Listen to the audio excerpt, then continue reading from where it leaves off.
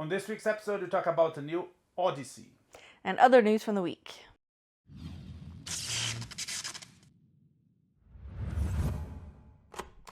It's July 17, and we just saw the new Odyssey, Christopher Nolan's new movie. And we're going to talk about it. Well, first of all, let's talk about the Odyssey. Homer, the Greek poet, wrote about the history, right? It's based on history. Wasn't there like a Trojan War? Mm-mm. No, it wasn't. It's all made up. This is my understanding. Yeah, it's whatever. Don't super quote me on this. I'm but not talking about the horse. I'm just like there was no war. Not like what he wrote about. This has always been super historical fiction. I'm gonna double check this. I meant to double check this earlier. Okay. So meanwhile, while the historians consult, you're gonna talk, you and me. So Homer, the Greek poet that wrote this poem, of course with some fiction, but based in reality, right? Dates. Can you give me dates? Thousands. How many thousands years ago he wrote? So he wrote this. We're not exactly sure, but it was around 2,500 years ago. Okay. But the story is set around 3,000 years ago. Okay, so is one of the oldest stories we might have, and it's definitely one of the oldest pieces of literature in human history, and it's a must read in English lit and in Greek mythology and Greek culture and history. So he wrote these big pieces of literature. The Iliad, that talks about basically the 10th year of the Trojan War, and Trojan. Trojan, yeah. In English we say Trojan. Yeah, no, so Troy is maybe a real place. Okay. And there's almost definitely like something that like inspired this, but there's not. It's kind of like where it is. Where it is. So the ancient Greeks thought it was near the Dardanelles, and they had this idea that it was a historical event that happened around 12 or 1300 BC. Okay. But we're pretty sure like maybe it was somewhere in modern day Turkey. And that there's a place called Hisarlik. Anyway, to me it seems comparable to the King Arthur legends. That like there's probably some historical basis, but very quickly they became like this legendary King Arthur became kind of a cultural like heritage and like core mythology for like the island of Great Britain and France a little bit too. Yeah. And it kind of like Homer and the Trojan War and these epic cycles kind of seem to serve a similar role in ancient Greek culture and society. Sort of historical fiction. Yeah. If you agree, can you disagree? You can write a comment. But anyways, what about like names like King Agamemnon? Is like a real character? I don't think so. Or King Priam. Now Priam is Troy, and it seems like Troy might not be the most real of places. And if it was destroyed. So then, just like the Arthur tale. I think it is a really good parallel. These are there's probably some kind of like historical basis, maybe some real person, some real hero, but nope. And if anything, it makes it extremely difficult for Homer to write about this that took place thousands of years ago. Maybe he didn't have enough records, and maybe there was a place, there was a war, there was a king, and he made up the name. He made up the name of the king. Wrote some killer stories about it, and he wrote it because it was mostly at that point it was mostly oral, right? Oral history. So he compiled and wrote. So that's why we have now.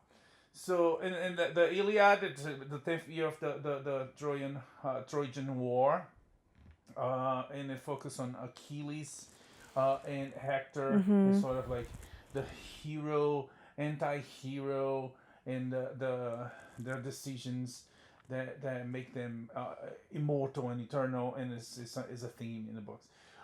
And there's the Odyssey, which is the sequel. It's like the first cool sequel Hollywood might love it. The first sequel, the sequel to the Iliad, it takes place after the Trojan War, but with flashbacks to the end. It's not just a cool sequel. He's also just hits the ground running with some fabulous non-linear storytelling. With flashbacks to the Trojan War, because at the end of the Iliad, the war doesn't end. It ends on the tragic story of Hector. Yeah. Spoiler alert: Hector dies, and there's the culture and religion involved. His father wants his body to do the proper burial. He gets his body, and the book ends with the burial ceremony of Hector, the hero of Troy. And at that point, the war doesn't end. So it's not really about the war. It's about those characters. And there's like hundreds of characters. He mentions all the boats, all the tribes, all the people on the boats. He numbers those. And then we have in details how some people die. But anyways, Iliad, fully recommend. You should watch the Odyssey, a sequel to that. When one of the generals fighting among Achilles, he was not the big boss, but I'm not gonna get into many details. But one of the generals, one of the kings, was King Odysseus from Ithaca. He was a king of Ithaca. So the second book, the sequel, is about he returning home, and it takes 10 years. The war takes 10 years, and the return home takes 10 years. So total is 20 years away from home. There's a lot of time. And besides what happens during the war, which we see through some flashbacks, he has importance, and he does things during the war, including building the horse, the famous Trojan horse. And the word itself, Odyssey, right? It's like it almost becomes synonym of an adventure. It is a synonym, yes. Okay. A long epic journey, a saga, a journey. Yeah, because it was a journey. It was an Odyssey, as I said. So his journey home. We're not gonna get too many details. We might when we talk about the movie, but that's all to say that. In expectation and waiting for this movie, that a lot of people were waiting with hopes, with disappointments, with all sorts of feelings. Summer movie is another summer endeavor for Christopher Nolan. He did last with Oppenheimer, right?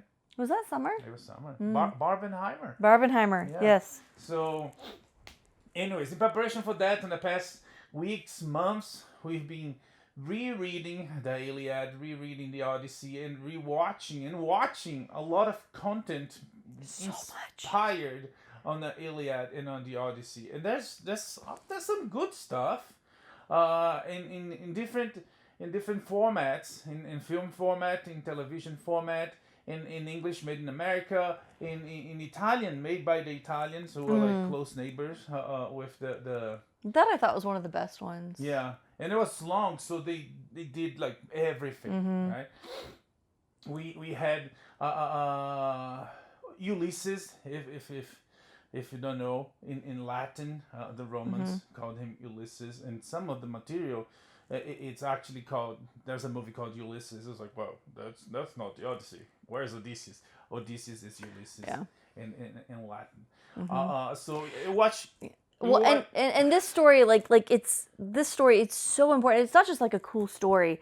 So much of like our Western culture and literature kind of derives from this. The Romans at one point, like a good 500-600 years after this was written down, the Romans kind of wrote their own spin-off. Like Virgil sat down and wrote his own spin-off called the Aeneid, and kind of inserted like a founding origin story for Rome that kind of fit into like between the Iliad and the Odyssey. Yeah. And there's something else. Anyway, so like it's a big deal. This is one of the oldest things. Oh, and then at one point, actually earlier this year, archaeologists found inside a mummy one of the oldest copies of the Iliad. Oh, cool. written on papyrus, and it was actually just used as scrap paper to like kind of help pack in this mummy. Wow. But just like to indicate how old this story is and how like mainstream it's popular it been. was. Yeah. Like it's Yeah. been a big deal and like a very common, well-known story for like at least 2,500 years. Yeah. Therefore. And so now Hollywood's having their way with Oh it. yeah, and therefore we see so many versions, so many good versions. We see some ridiculously bad Oh versions. my gosh. They're so bad that they're funny. But all that leading up to Odyssey by Christopher Nolan that premiered, that officially premieres today, July 17th. We did watch last night on a previous screening. Packed movie theater. There was people from all ages. What's the rating of the movie? It's at least PG-13. It's R. It's yeah, because there's people eating people. It's pretty gruesome. Not in a sexual way. It's like there's like a. He also throws in a couple of F-bombs. Does he? Yeah. F-bombs. Mm-hmm. Huh. They weren't strictly necessary, but they honestly didn't feel super out of place. Would that work? Because the movie was surrounded by controversy, and one of them, and Christopher Nolan himself said, "This will bite me in the butt, but I will do it." It was the American English. Yeah. I can't remember. Would they use F or they would use some other word? Well, I mean, let's remember English didn't exist. Yeah, but until after it. True. It's less than 1,000 years old as a language. Movies where they use Old English or like a British. Oh, They I don't still know. use the F-bomb, man. Or they use like bollocks or. Yeah, I mean mug humans off. and profanity. Okay. There's always something. Yeah. Anyways. But this is often like the Odyssey is often considered like this is high culture, Yes. and he definitely kind of took a different direction with it. It still felt, I thought, very like highbrow, like. Anyway, keep going. Yeah. No, he made. It didn't feel stuffy or elitist. Yeah. No, he made choices, and yeah, some of the choices would put it. He knows his audience, and I believe that most artists, most people that want something to show, they want to show to everybody, because if you just want to show to a group of people, it's like, I don't know, it kind of defeats the purpose. It's you want to worst case possible, you want to preach, you want to proselyte, and you want to convince people to like your art, because you have law for that. But anyways, that's a discussion for another time. So the Odyssey by Christopher Nolan, and that's what we're going to talk about. The movie has 3 hours, 2 hours and 2 hours and 52 minutes. 2 hours and 52 minutes, so it's short for 3 hours. The Odyssey is a long source material. It's long, old, and well known. It's a tough endeavor to do in 2 hours, in 3 hours, in 2 hours even worse. You have to make choices, and there's like entire cycles, entire books. In the books they call the chapter books. So there's entire books that will be relegated to visual reference, and we've seen that before in other versions. Oh yeah. So choices will be made.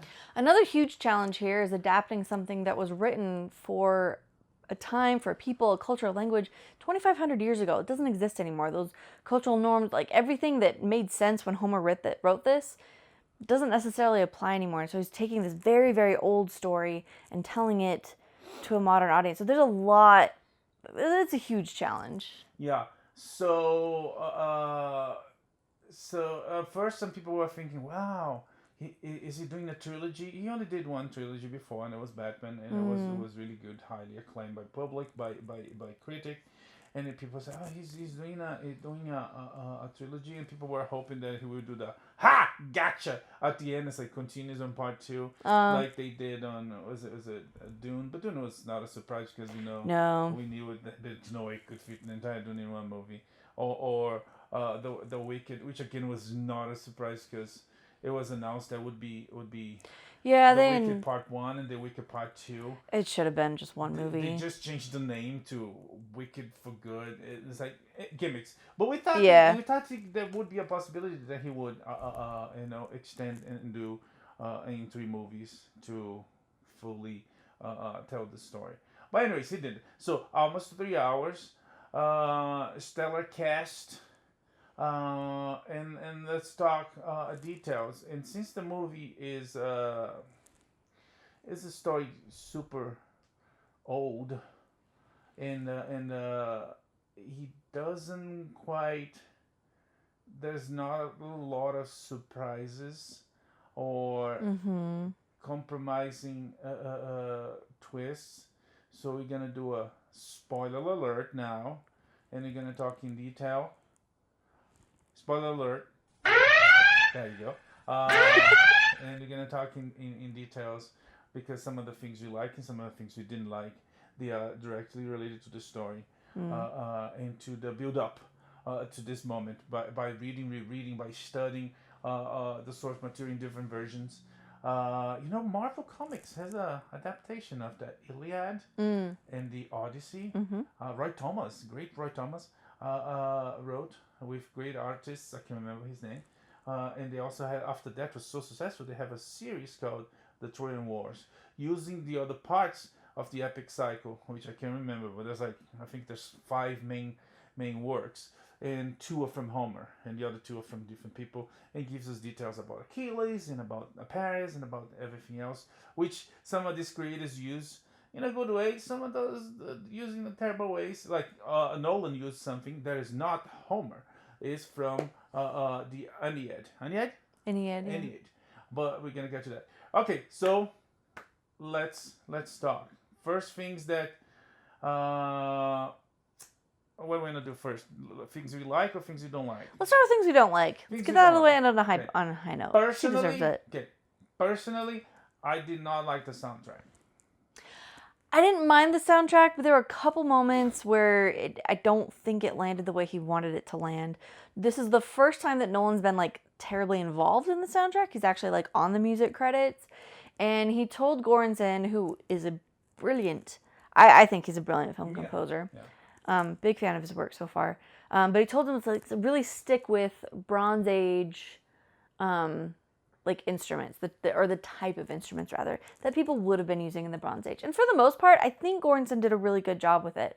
But there were a few moments where it came across as kind of disruptive. And would this have worked better if he had just let him write whatever he wanted to write? I don't know. And that's the jumping off point into another thing that kind of bugged me in the film and got distracting sometimes. Sometimes Nolan was super into the historicity, and then other times he completely ignored it, and I don't think he got the balance right. Like we said, this has always been a work of historical fiction and myth and magic, and so I don't mind storytellers taking liberties and doing whatever they want with it. Kind of like the idea of having King Arthur wearing plate armor and stuff. It's ridiculous, but it works, and there's tradition there, and it can be very cool. And in some moments it was very cool, and some moments it was very distracting. I think the costumes, 90% of the costumes I thought were terrible and distracting and weird. And the fact that they had a Viking longship and not it got a little distracting. With the costumes, there was this whole thing that I don't know, practicalities of things. There was when they were on the ship, rowing, they were all wearing armor. Which they are allegedly safe protected by the ship, but then when they get out of the ship, they all half naked. Not half naked, they are covered, but no armor. But they take off their armor, yeah. And it was but it's you're going to no man's land. You're going into the wild. You don't know what's coming, and you're gonna take your armor. That was some moments that they did. So there was there was no pattern. There was no standards. Now armor, now no armor, now no. I was these guys are just tired after 10 years. I guess they got lost. But anyways, fair enough. Still around the sound. I really liked the sound design. I thought it was pretty cool. There's when he does he does this thing that is pretty people will remember, will affect people. It's dumb, but it's cool. Which is yeah, we just see us plucks his bowstring. Is it even musically possible? Would make a sound? Oh, absolutely. Yeah. That's how a lot of instruments work. Guitars, violins, any string instrument. You work by putting. Box. Yeah, but even without the sound box, you'll get a sound. Okay. Yeah. So, which was very, very, very it's very iconic to the sense that it's like it's a sound, it's an image, it means something. That was pretty cool. It was kind of dumb for the reasons because he would like hunt and he would do like boom. It's like, why would you do that? It's like you're announcing. It's like, oh, it wouldn't be fair. It's like, yeah, but it's a hunt, and It's not supposed ironically, to be fair. that phrase. That thing goes back to the beginning, and he talks about it. He talks, oh, it's not war anymore; it's a hunt. But then he talks. Anyways, back to sound. So another piece of sound design that I was cool, like the screaming, the moaning of pain of the Cyclops. Yeah, It was Polyphemus. It was so cool. It was pretty spooky. intense. It was pretty cool. No. I really like that. So other things that I didn't like. I think close to the end, if not the end, there was the moment that they can at least Odysseus is back, and he's gonna fight for his house and for his family and for his rights and kick his butt, and he did something that they kind of do to some modern hero. He gave a plot justification for it, which I thought was like, yeah, but that's not how it happens. And Homer did it so well to keep the family together. But anyways, but it's something that I see in other pieces that the hero is protected in this shell. That the hero doesn't kill. It's like when time comes that to protect its own life and his family and his country and his religion, the hero might have to kill. So I thought when he told Telemachus, no, you don't do it. I'll do it by myself. Which when in the book, he doesn't do it alone. He does with his son, which is very very very emblematic and very beautiful. Yeah. But also he does with people loyal to him. There's a couple of friends that help. In this one, he does completely by himself, which is the irony because it's like it's so mythological, it's so magical, it's so impossible, and the thing that in the book is a little more realistic because you have more people helping. Here he does alone, you know. But anyways, I feel like there's a little bit of the modernizing though too, like in Homer's version, he's coming back and he's being a father by like bringing to like, you're a man now, let's go be men together and protect our home. Yeah. And here, like, it's a more modern idea of a father. Like, now I'm going to protect you because you are still my son, and I'm going to protect you from like the horror of what's about to happen here. Which was the plot excuse I mentioned was that if you do that, the families of these suitors, these morons, will come and reclaim them. You're probably gonna have to banish. You have to run away. And in the book, there's a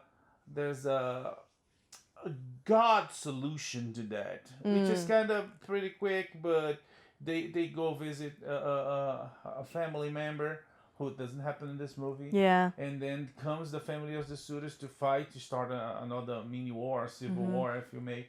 And Athena solves it. Deus Ex Machina. It solves like so quick. It's like, okay. Why didn't you do that for the other crisis, Athena? Well, those Greek gods. She did help, and we're gonna get to a little bit of gods next. Another thing that I didn't like, which is it's very within the book. It's part of the foundations and what the book is and how the history and their culture is the laws of Zeus, the laws of hospitality, and they mentioned that in the beginning to why they allow these people, the suitors, to stay there, which is like, okay, this is exactly how it is. It's a fact. So the idea being, like, you have this like this law of hospitality that still exists in many cultures today. Like when someone comes to your home, like they are your guest, you take care of them, no questions asked. You feed them, you all the rest of that, and and that's actually like a big theme. That law, that concept is a big part of the Odyssey story and what goes well for Odysseus and also people taking advantage of it. And anyway. Yeah, and then there's that, but then there's this is like it keeps using it and talking about it, and it's like almost like that's the only law that exists. like if people takes advantage of you, it's like you should just take it, because if you don't, you're gonna be abusing the law. You're gonna be breaking the law, and I think the way they did that through the end, and determine like that law was going against the law would be going against mankind and civilization as they were. I think it was a little bit of a stretch, and they do it not even as like the divinity, the godlike way. And again, we're gonna hold on to talk about the gods, but I not connected. I've been talking all this time. I hope our microphone is being Me too. getting it. Oh well. But yeah, we should be okay. Let's start over. No. So there's a so yeah, I don't know. I thought it was sort of clever. He used something that is very from the book, but he does. I just thought it was really clumsy the way he worked it into the dialogue. Like, it got annoying. The way, like, every character, every time we meet someone, they're like, Zeus's law of Zeus. Like, everybody said it, and it got to the point where, like, I'm gonna smack the next person who says this. We get it. We got it. Like, you can trust your audience. I get that, like, show don't tell and storytelling. He's trying to, like, translate this, like, very, very old story for a modern audience, and I get that and respect that. But, like, over the course of 3 hours, like, we got it. It's okay. You only need to explain it a couple times, and I feel like that's not typical of Nolan at all. His writing is usually, I find, much, I don't know, just better, more elegant than that. And this one, there were a few lines, a few things that got said over and over that were just. They just felt clumsy and weird and fake and kind of broke us out of the story. Yeah, and then what you say, they keep repeating and repeating. It's almost like ritualistic. It's almost like the whole religious aspect of the law, because it's the law of Zeus. But so almost like to the point of some would call fanatism, religious fanatism. But it's in this case, it's not even religious. It's almost like a law. In a cultural and social political aspect of that society, that nobody is worried in the book. That's the difference. In the book, they are worried about the punishments from Zeus. Yes. In this one, they completely ignore that. And just before we get to the gods. Oh, can I throw in one more thing? Yes. There were a couple moments where it was framed. It almost felt like Judeo-Christian. Like, he almost reframed it as like the golden rule, like doing to others as you would have done to you. Okay. There were a few moments like that, and I don't know if that's just me projecting like my own religion onto it, or if he was doing something on purpose there, or maybe trying so hard to like update it. I don't know, but it's just a thought. Yeah. Yeah. He added, and just to finish the things we didn't like, and it sounds like it's more things we didn't like than things that we like, but some of the little tweaks and changes and additions that he did, some were okay, some were not. Like he added Sinon, and Sinon, it's not a character on the Iliad and not a character on the Odyssey. He's a character on Virgil's work at the end. Oh, the Aeneid. The Aeneid. So I guess he grabbed that from there. On the sort of a shoehorn replace. What's the difference? Shoehorn. No, let's not talk about that. I don't have time for that. Okay. But anyways, a replacement for a big character in the book. It's Achilles. Achilles was the warrior, and at a moment in the Odyssey, on the Iliad, his mom says, "You can go back, forget about war. You can live your days to old age, have a family, be happy. You might not be remembered, but you're gonna be a good king. You're gonna be fulfilled, and at the end of your days, you're gonna rest, or you can go and fight this war. You're gonna be immortal." And there's a lot of the immortality theme on the Iliad. There's the whole living beyond your time by the fame, by the songs that will be sung about you. Achilles chooses that. And in a moment in the book, when Odysseus goes to Hades, he talks to the dead, and one of the dead is Achilles, and he's fully repentant. He's fully regret that I wish I was a servant, not even the king that he was. I wish I was a servant, instead of dying, I'll be remembered. But anyways, so there was like Sinon. There was a little bit of replacement for that. They put him there instead of Achilles. That's why everybody thought that Ellen Page was Achilles. And that, not only that, but the participation on the beginning, I thought it was like, I didn't think it had much. I didn't mind them like adding like he gave him Sinon like kind of a backstory that and connected him back to Ithaca and yes, and that did a lot to contribute to like Nolan's take on Odysseus is not just his physical but his like emotional journey through all this. True. So that was good. I think he stretched it a little bit too far. There's a line at the end. He's like, "He's the bravest man I ever know." Yeah. That's a stretch. That There's even already... within this story, even Nolan's version, like that's not what we were presented. Yeah. There's already memes and pieces of video of Ellen Page running, and then people says, "Was there a war? How this person survived 10 years of war?" But anyways, and one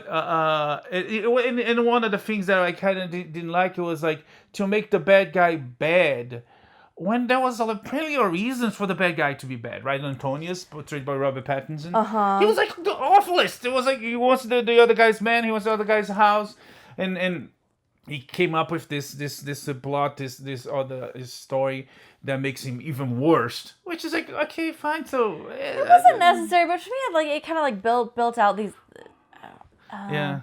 I don't know. It filled in gaps. It like made a more like cohesive story that these were relationships before he left Ithaca, and it kind of deepened Antinos' betrayal. Yeah. Too, that like Odysseus, they showed us Odysseus as like kind of a mentor, an example, someone who looked out for him, protected him, and now Antinos is betraying him. Which I think all of it's kind of implied in the Odyssey, with their social structure. The bit about explaining that the suitors were kids when Odysseus left, and were kids that he was like under him, it was like under his kingdom.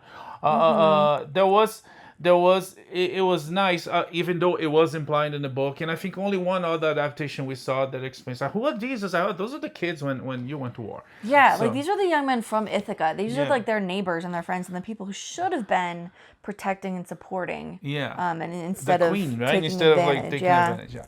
So that was something you mentioned, the queen, and I know we have to move on, but I did not like what he did with Penelope's character. It really bothered me. They inserted some like a more modern idea of like geopolitics and like this. She keeps going on and on about the throne of Ithaca, and in the book, I didn't really get the idea that this was like a throne in any more modern sense of the word. It's more like he was just a prominent, I don't know, like the richest, most powerful, smartest guy on Ithaca, and he did have like a huge household and lots of holdings and slaves and farms and all the rest, but. It's not like Ithaca had fallen into political disarray and Penelope was the only one holding. So like they inserted a lot of that, and it kind of turned Penelope into someone who is angry, like she's mean to Telemachus, and she's angry at the world, and it felt like they were kind of forcing us to see her. Like it felt like she was a 21st century woman stuck into Bronze Age Ithaca instead of letting her be. I don't know. I didn't really like it. Did Anne Hathaway execute it flawlessly? Of course she did, because that's what she does, but. I just don't like the way Nolan wrote it. Yeah, no, the Homer works. We can trace parallels, like in the first one, in the Iliad you have Achilles and Hector. On this one we see some other parallels of the woman, right? Agamemnon's wife that receives him with death. Her twin sister, Clytemnestra. We're gonna get to that. The worst line of the entire film. Yes. We have Helen, the wife that ran away, and you have the good faithful wife, which is Penelope, the one that stayed and waited for freaking 20 years. Yes, a variety of female roles. Yes. Yeah, not like Lupita was saying that. You saw that clip, right? I did. I'm like, oh, girl, tell me you didn't read the book. Anyways, and also you have three kings, right? You have Agamemnon, the powerful king that wants more power. We have Achilles, the king that wants like immortality by going fight and making a name for himself. And you have Odysseus, like, he doesn't want to go fight. He wants to stay with his home. He just had a baby. He's portrayed as a farmer and as a hunter. And even when we talk about Odysseus as a king, it's like, he was not like these other two kings. maybe he was not like a king that sit on a throne. Maybe he was like the King Benjamin, if you know who I'm talking about. Maybe he was a king that that would... political power, right? Yeah. He's like protecting, providing. He's like so freaking proud of this bed that he built. Like, maybe it's even a religious type of I want to call it priest, but it's part of the structure that he was a king, but it's not like we see the ideas of monarchy we have now, that they are tyrants, they have to do they are divine and they do whatever they want and everybody has to obey. Is not clear about this. If anything, the opposite. It makes it look like he was a really good king. And so was Penelope was terrific queen, because she could burn all of them to the ground, and she makes what she wants. Okay, Helen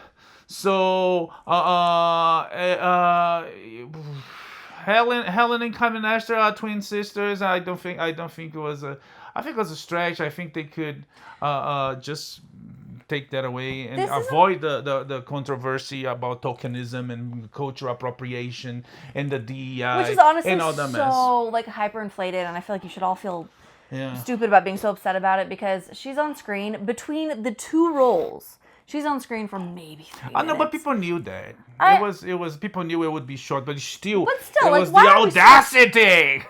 I mean, of everything in the film, and there's plenty of other like colorblind casting going on, I feel like this was the least distracting thing. Like, it didn't matter at all. And the only thing that bothered me about her role was when she's unfortunately saddled with the worst line in the entire film, where she says, like, tell him Agamemnon, tell him what happened, what my twin sister Clytemnestra did. Like, it's so clumsy. It's right up there with, I studied spiders with my mother in the Amazon or whatever. Like, it is that bad. Wow. And coming from the pen of Nolan, what the heck?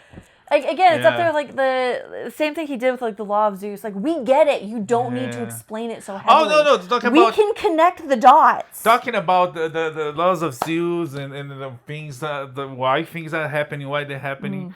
The reason why Penelope let those suitors there is because Ithaca will need protection from the men from the sea. You know what? You know the Odyssey doesn't need is like extra subplots. Yeah. I feel like there's some things he really enriched. Like and he did it very simply. Like, there's like one scene where he's out hunting and these boys are watching him hunt. And that tells us so much about his role there in Ithaca and the way these people should have looked up to him and how they should have treated him. And I thought it was really beautifully done. And then there's this weird subplot about the men from the sea. Yeah. And it just... That makes us think right away. It's like, who's bringing to this party? The Vikings? Pirates? Vikings? Bro, what is going on? Yeah. Monsters? The Kraken? There's no payout. There were a couple things that through the plot, they talk a lot about veterans, like, veterans of the Trojan War. And for some reason, the use of that word felt so violently anachronistic. I didn't like it. But there's great payoff for it. It's like, okay, you know what?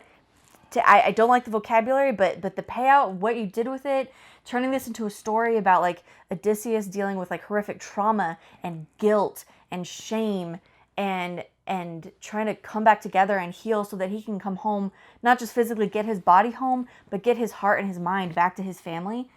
It was beautiful. I thought it was fantastic. Okay. Anyway, sorry. No, you're good. Piggybacking on what you're talking about, PTSD, and about he returning home and it's a tragedy. So the Iliad, the Odyssey is an epic, as the big definition of the word.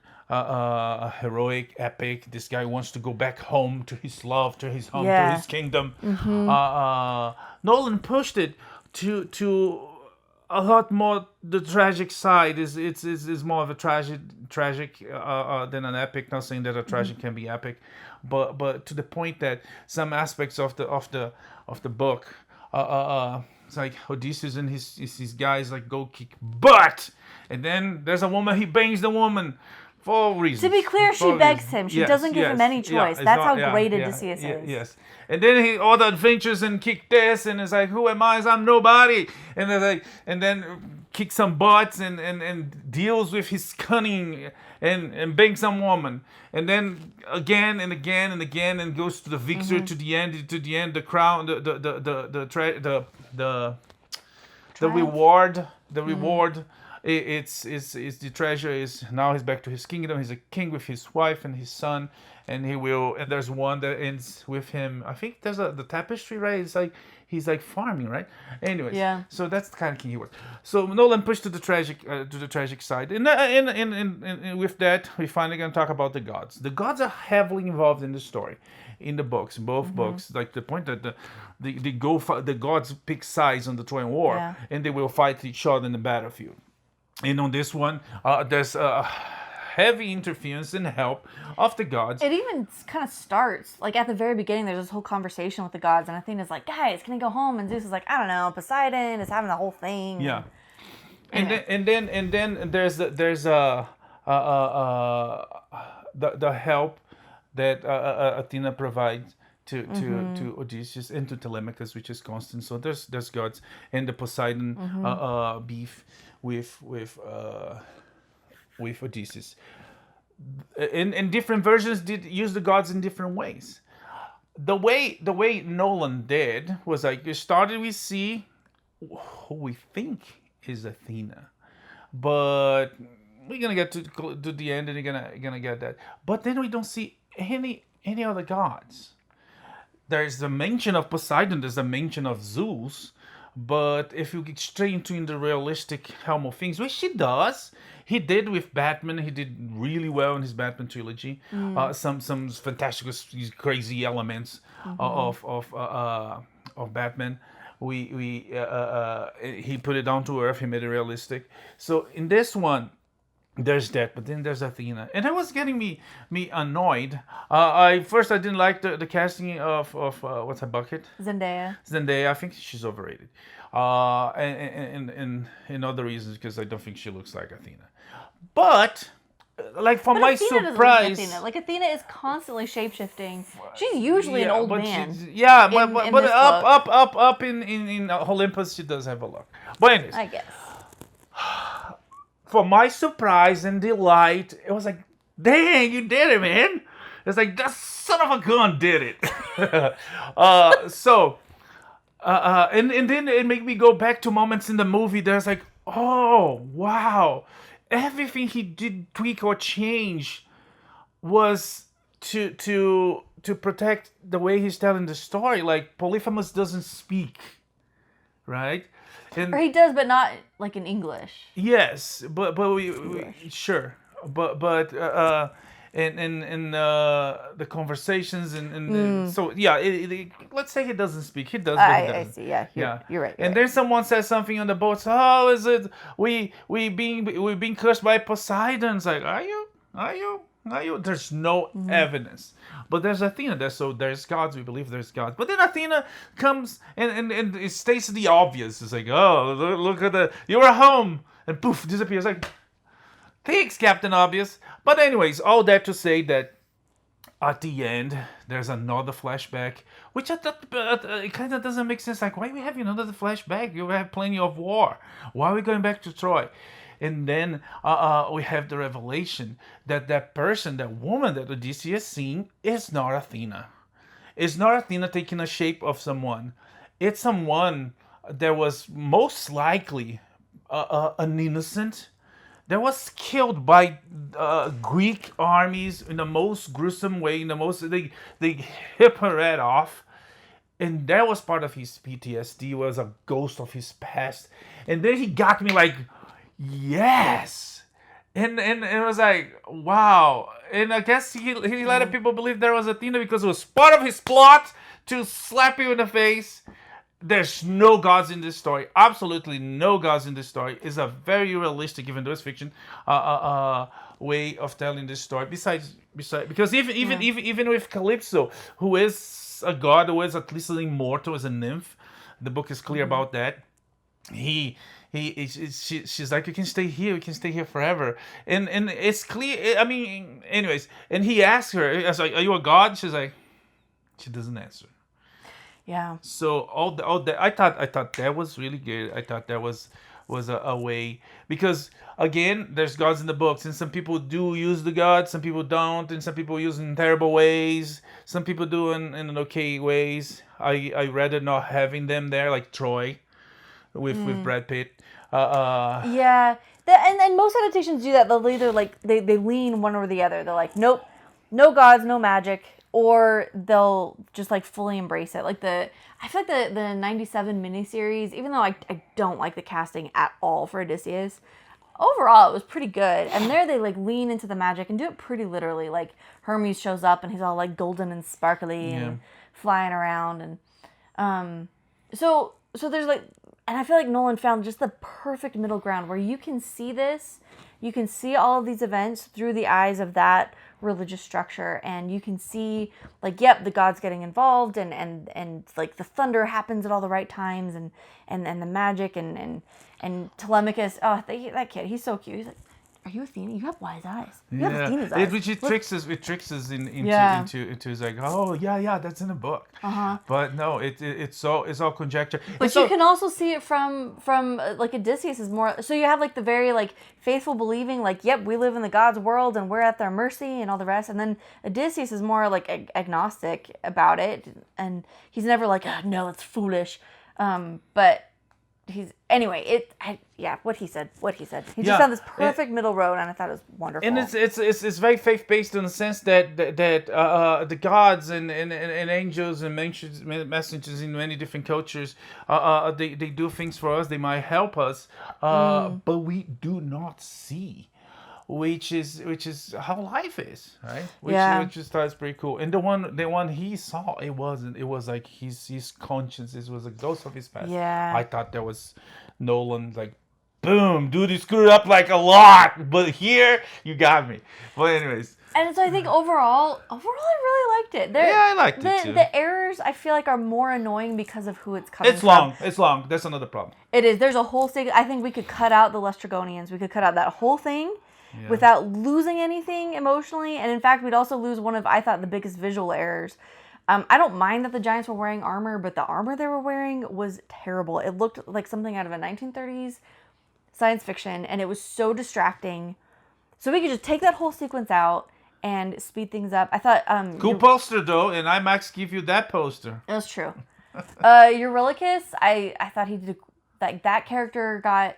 I thought he was well cast, and the way he wrote in, because in the book there's not actually a ton of dialogue. A lot of this is like Odysseus kind of retelling his story to other people, and so there's a lot of room for filmmakers to like write in conversations and dialogue and all the rest. And I thought he did a great job with the relationship between Odysseus and Eurylochus, and anyway. So a lot of very good things, and I don't think the other stuff would bug me so much if it was coming from a lesser director. But Nolan has set such a high bar for himself, such high expectations, that when he does miss, it's like, what are you doing?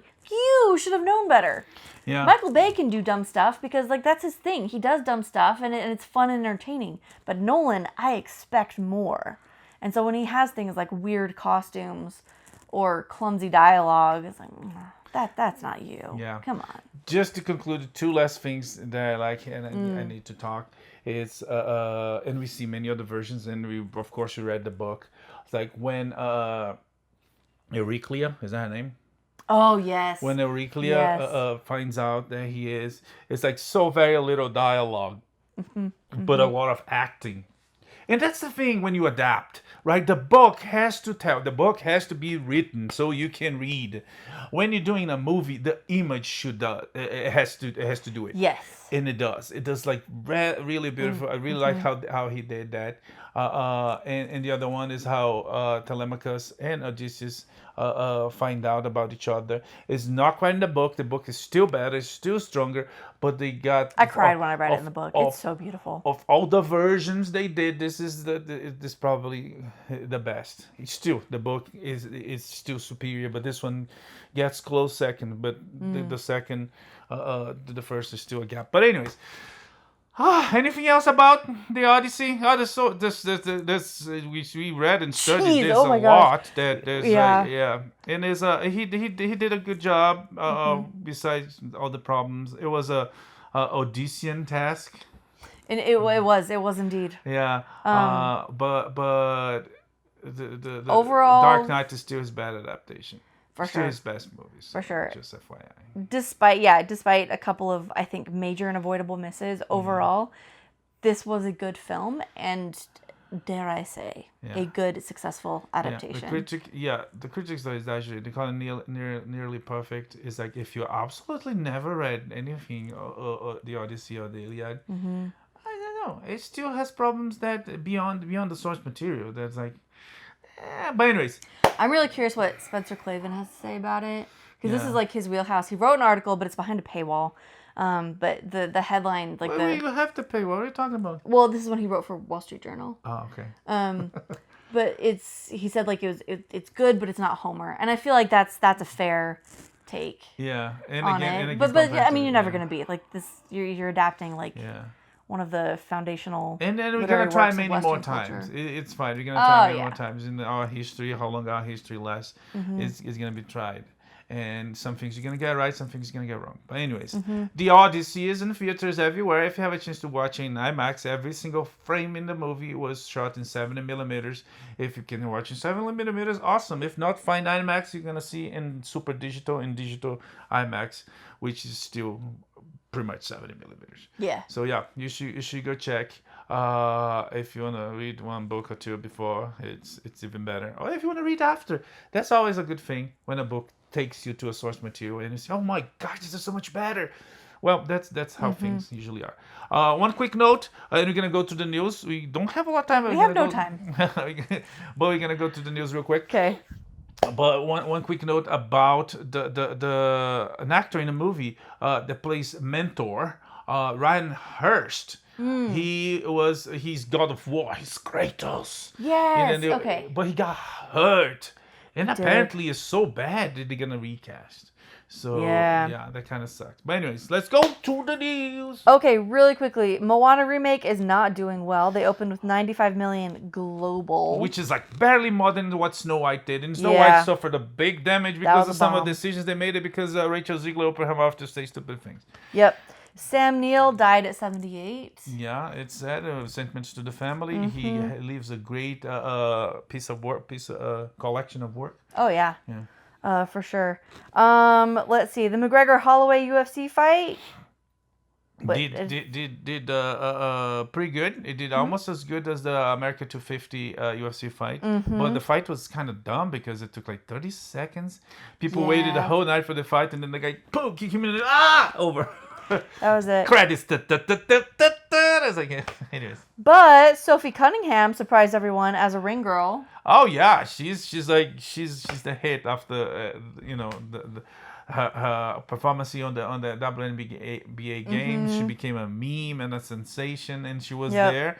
She took the shoes off. She talked to Dana White. Said, Can I do it? It's like, yeah, and they did, and it was viral. I guess both intended. Yeah, it's good stuff. Graham Platner has formally dropped out of the Senate race. Yeah, the Nazi. He has a tattoo Nazi, so how can you deny that? But anyways, the interesting thing about that is, the party was supporting him, and even when he was like a Nazi, they only finally dropped. It was like there was a point that was too much. It's like rape and accusations. It's like no, we out. But anyways, he's out. He was running as a senator for Maine. The party has to choose someone else to run in his side. And they invited Patrick Dempsey. Yes. Dr. McLovin. Yes. He said no. So they're going to have to find another pretty face. Anyways. Yep. Paramount, WB lawsuit that merger, a whole bunch of states are suing to stop the merger. Yes. But like most people, analysts, it's like, that's not going to stop it. But Tennessee is like taking advantage of that. It's like, hey, you want to move everybody here? The governor office is send that invitation informal, because I guess there's no way to do this formally. But California's leading the lawsuit, so Tennessee's like, we're not like, hey, they don't hate you. They hate you. Come here. We like you. We can work Bring together. your money here. And Tennessee is getting a lot of good businesses. They are. Yeah. In the meantime, Zaslav has sold $59 million in Warner Brothers Discovery stock. The CEO of Warner Brothers, he aren't even waiting for the deal to end. Yeah. It's just sketchy and sneaky, but that's Zaslav. Yep. PlayStation is getting nothing but backlash over killing discs, to the point that they confirmed that God of War Lofe will be available on disc. Yes, that's the only confirmation. But the retailers associations everywhere, including Europe, are fighting this. And ironically, there's the other side of the fight. There's like in places like Brazil, people like pissed because this is happening, because most of the game, like a big percentage of the way people get games there, it's pirate games. And if there's no physical games, there's no way to pirate it. There might be, because I've seen things in the pirate world that's like, how the heck they get this before it was released, or something that was like not a physical. Anyways, so Brazil, but not only Brazil, South America and Africa, like pissed because it's like, oh, we're gonna get the games.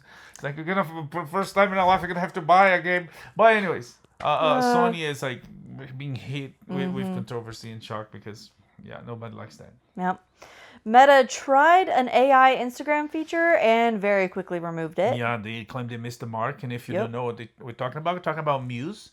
Muse is this AI function on Instagram and Facebook that you can tag someone, right? And someone's picture. And with that, you can create something with AI. And there was like, problems with privacy. And, so they hold that for now. So, yeah. Let's see. Taylor Frankie Paul's Bachelorette season is going to run. Might come to run. Okay. So we'll see. Okay. Batman Part 2 got delayed again to 2028. Yeah, James Gunn making his messes, but anyways. Yeah, that's why I didn't even say it. Let's see. Lord of the Rings. Oh, okay. Andy Serkis is directing The Hunt for Gollum, and he said they are going to use AI to de-age some of those original characters. Which again, I mean, everybody wishes that they could look the same to portray the same roles same way. I mean, it's impossible. If he's going to use AI for that, sure. It was done before. It was done before. They did Luke Skywalker on The Mandalorian. They did Moff Tarkin on Rogue One. And with some of these characters, they are alive. It's different than Tarkin that they had someone voicing. And Leia as well. And AI is a tool that could be used for good, right? It helps. It shortens time. It shortens the way, like a car back in the day did. You needed to go to across the state or across the country. If you had to do on a horse, that's long. It's impossible for some people. With a car, it shortens the way, and then a plane, AI shortens the way for some tasks that can be done. So if it helps here, good. We'll see. But there's still the stigma created by mostly the Hollywood industry saying this is bad because it was made in AI. But when they do, it's great. So it's a debate that will go on and on. We'll see. But I'm okay with him using AI for that. I think it's a good use of. I'm wearing the shirt. That's right. He also had some comments about diversity in casting. Yeah. He's like, nope, this is based on Northern European ideas, so we're going to cast them. British mythology. Yeah. Yeah, so it should be British. No, when you I'm not going to worry about that. Invade is like, no. Anyways. Yep. Danny McBride is directing a new G.I. Joe movie. Finally confirming the rumor that's been going on for weeks. Gabriel Luna is joining Dexter Resurrection as a serial killer. Okay. Xolo Maridueña is coming back as Blue Beetle in Man of Tomorrow. Yeah, so DC is failing. Supergirl is like being buried, completely destroyed. They're talking about losing $200 million now. They might make $125 million. For reference, the entire run would be $125 million. For reference, Moana made what, 80? 98. 98 on the first weekend. Yeah. So no, it was the first day, right? First weekend, I think. First weekend. And it's like, and that was a fail. Because it's Disney, they should make a lot more. And Disney failing is still, anyways. Just so James Gunn is failing, and his solution is like to announce things, like to do diggling things, like, hey, but I have Blue Beetle. Hey, but I have Lobo. So they announced that. So. The Haunting of Hotel Transylvania is coming in 2027. Yeah. Sandler sequel. and his gang are coming back to boo. Ha ha ha. No, is it Blah blah blah. Mm-hmm. Morgan Spector and Rebecca Hall are doing a adaptation of Dan Brown's Secret of Secrets. Yeah, so more Dan Brown coming to Netflix, I think. Mm-hmm. Yeah. Yes. All right, and then should we save Lucas and Sheridan for next week so we can like actually talk about it? Or Yeah. Let's see. Okay. All right. Well, then let's finish up with Dutton Ranch. Got Paramount Plus's biggest freshman series ever, 13 million views. Yeah. Way to go, guys! And the Russo brothers are doing a Free Willy remake. What? Yep. I missed that one. Uh-huh. Huh. Okay. So yeah. That's, with what's his bucket? With Chris Evans? I don't know. I don't know. I mean, for some brothers, I pick up Chris Evans. Oh yeah, no, I gotcha. Yeah. Yeah, I have no idea. We're gonna use the AI to DH Chris Evans and. I don't know that movie. That I never was seen such it. a really. I never seen it. I have not seen it since I was a child, so I And can't that's like tell you this- if it was this- actually good or not. There's many, right? But like, There's like 2 or 3. there's 2 or 3, yeah. Yeah. Even as a kid, the sequels did not do much for My me. extension of but- the movie is probably what the Michael Jackson music video. Michael Jackson. That was my first Yeah. exposure to Michael Jackson. I was Yeah. deeply confused. It's like, oh, it's a man. What woman? Man. Black? White? No, the race was not. The race didn't even cross my mind at that point. I was just like, I cannot tell if this is a man or a woman singing. I don't understand. Can we please just get to the whales? But the kid, for a long time, I dressed the way the kid did. I was like, this is fashion. The kids wear dresses? He had like kind of torn up jeans, but he wore like oversized flannel shirts. Okay. And like that is the coolest thing I've ever seen in my life. So Validation. I took my grandfather's old flannel shirts and I wore those Okay. for years. What Anyway. about the kid? Who's the kid? Where is he? I don't remember his name. I don't remember the actor's name. I don't know if he did much after. Yeah. But he freed Willy, gosh darn it. So How has the sequel? How has the Free Willy again? stuff keeps happening. It was the 90s. Like the villains, the environmental villains of my childhood. Like the most evil thing a person could do was be a poacher. That was Rescuers Down Under. The big villain there, he's a poacher. And yeah, he kidnaps the kid. But the really evil thing he does is he tries to kill Barahute, the golden eagle. And then like Free Willy and Fern Gully, like the environmental villains. It was a big deal. Okay. Anyway, Free Willy, it's getting a remake. Well, I guess that's it. So we come back next week. We're gonna definitely watch more stuff. Come back to talk about it. And that's it. May the force be with you. live long and prosper. Bye. Bye.